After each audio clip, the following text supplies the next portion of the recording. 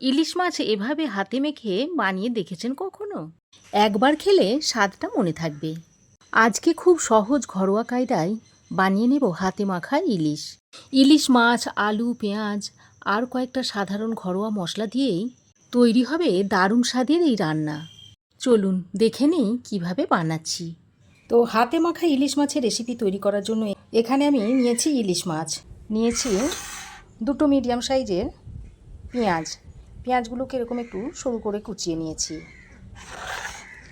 আর নিয়েছি দুটো মিডিয়াম সাইজের আলু, আর আলুগুলোকে এরকম একটু লম্বা লম্বা আর মোটা মোটা করে কেটে নিয়েছি। এবার আমি এখানে কিছু রসুন আর আদা এইভাবে গ্রেট করে নিচ্ছি গ্রেটারের সাহায্যে। তো রসুনটা গ্রেট করা হয়ে গেলে আদাটাকেও গ্রেট করে নিচ্ছি। আমি গ্রেট করে দিচ্ছি, আপনারা চাইলে আদা রসুন একসঙ্গে করে বেটেও দিয়ে দিতে পারেন। খুবই সহজ রেসিপি, আর দেখলে যে কেউ তৈরি করে নিতে পারবেন। ঘরে থাকা খুবই কম উপকরণ দিয়ে রেসিপিটা তৈরি হয়ে যায়, আর একবার তৈরি করলে বারবার তৈরি করে খেতে মন যাবে। এতটাই টেস্টি হয় এই হাতে মাখা ইলিশ। তো দেখুন, আদা আর রসুনটাকে আমি গ্রেট করে নিয়েছি। এবার আমি যে কড়াইটায় রান্না করব সেই কড়াইটা এখানে নিয়ে নিয়েছি। তারপর এই কড়াইয়ের মধ্যে প্রথমে আলুটাকে দিয়ে দিলাম, তারপর কেটে রাখা পেঁয়াজটাকে দিয়ে দিচ্ছি। এবার আমি দিয়ে দিচ্ছি বেশ কয়েকটা চেরা কাঁচা লঙ্কা। তারপর এই যে মাছগুলোকে ধুয়ে রেখে দিয়েছিলাম সেই মাছগুলো দিয়ে দিচ্ছি।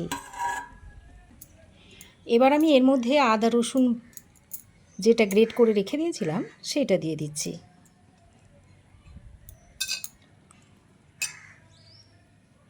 এবার আমি কিছু গুঁড়ো মশলা দিয়ে দেব। প্রথমেই আমি স্বাদ মতো নুনটা দিয়ে দিচ্ছি, তারপর দিয়ে দিচ্ছি পরিমাণ মতো হলুদ গুঁড়ো। ঘরে যেসব সাধারণ মশলা থাকে সেই সব মশলা দিয়ে আমি আজকে রেসিপিটা তৈরি করে দেখাচ্ছি। একটু দিয়ে দিচ্ছি ঝাল লঙ্কার গুঁড়ো, হাফ চামচ দিয়ে দিচ্ছি ধনে গুঁড়ো, হাফ চামচ দিয়ে দিচ্ছি জিরে গুঁড়ো, আর সব শেষে বেশ কিছুটা পরিমাণ সরষের তেল দিয়ে দিতে হবে। এখন সব কিছুকে ভালো করে মিশিয়ে নেব।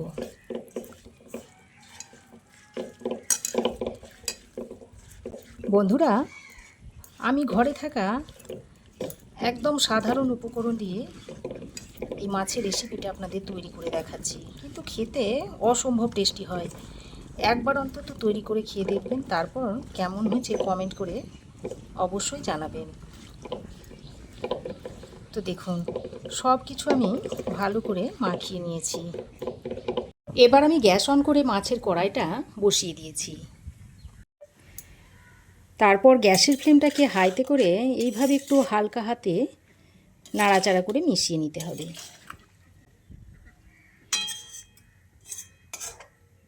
খুব বেশি মেশানোর দরকার নেই, তাহলে আবার মাছগুলো ভেঙে যেতে পারে। মাঝে মাঝে এইভাবে একবার করে নেড়েচেড়ে মিশিয়ে দেবেন। এইভাবে একটু নেড়েচেড়ে মিশিয়ে নিলে আলু, ইলিশ মাছ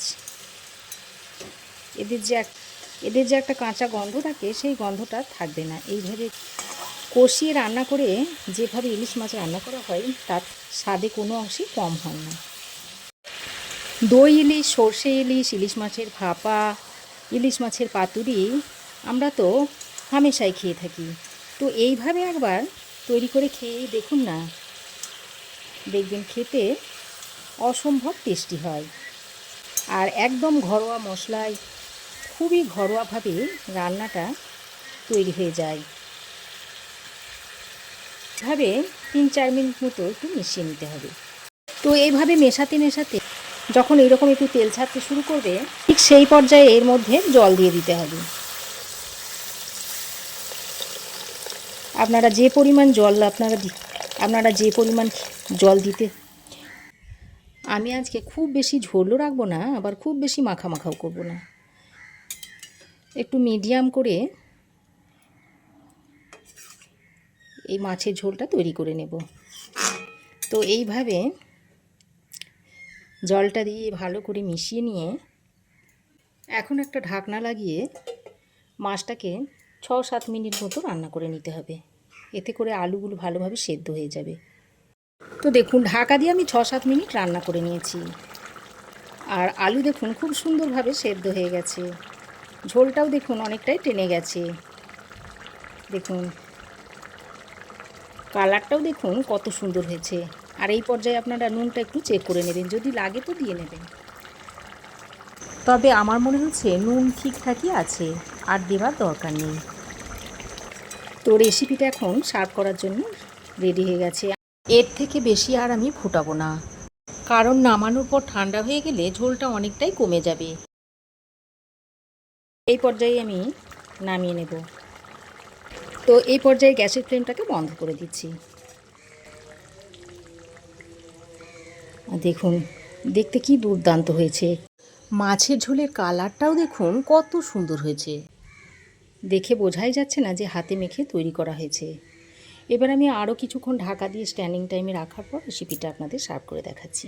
তো এখন আমি হাতে মাখাই এই ইলিশ মাছের রেসিপিটা একটা প্লেটের মধ্যে সার্ভ করে দেখাচ্ছি। ইলিশ মাছের অনেক রেসিপিই তো খেয়েছেন, এভাবে যদি তৈরি করে কোনো দিনও খেয়ে না থাকেন তো অবশ্যই একবার তৈরি করে খাওয়ার অনুরোধ রইল। তাহলে বন্ধুরা, আমার এই আজকের হাতে মাখা ইলিশের রেসিপি আপনাদের কেমন লাগলো অবশ্যই একটা কমেন্ট করে জানাবেন। ভালো লাগলে একটা লাইক ও শেয়ার করবেন, পাশে থাকা বেল আইকনটাও অবশ্যই প্রেস করে দেবেন। তাহলে আমার দেওয়া ভিডিওর নোটিফিকেশানটা সর্বপ্রথম আপনার কাছে গিয়ে পৌঁছাবে। ইউটিউব থেকে দেখে থাকলে চ্যানেলটিকে সাবস্ক্রাইব করে পাশে থাকবেন, আর ফেসবুক থেকে দেখে থাকলে তিয়াসাস রেসিপি পেজটাকে অবশ্যই ফলো করে নেবেন। আজ এ পর্যন্তই, আবার দেখা হবে নতুন কোনো রেসিপি নিয়ে নেক্সট এপিসোডে। সে পর্যন্ত ভালো থাকবেন, সুস্থ থাকবেন। ধন্যবাদ।